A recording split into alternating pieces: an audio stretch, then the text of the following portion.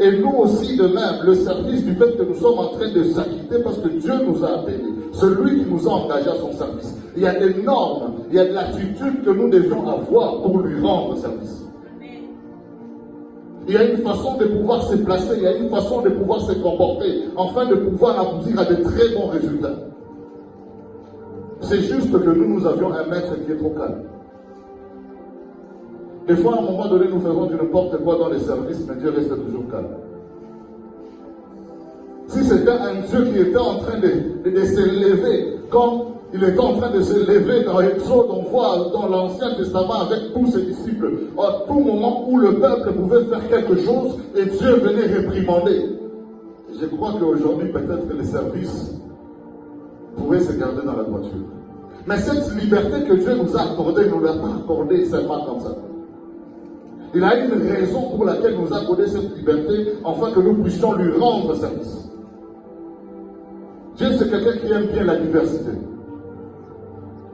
Il aime bien tirer sa gloire de partout et de chaque chose.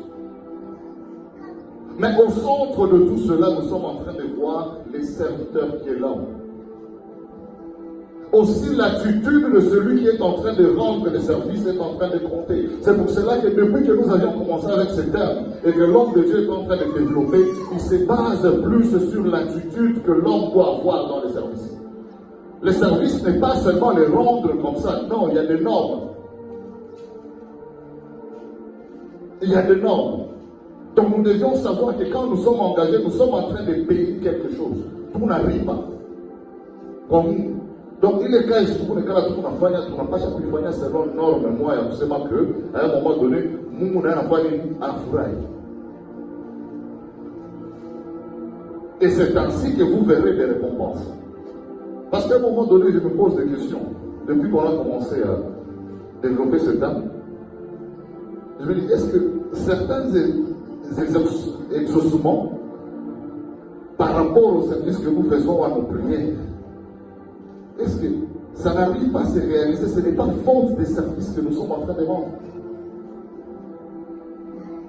Si nous sommes juste des bons serviteurs et fidèles, Dieu ne va-t-il pas nous récompenser?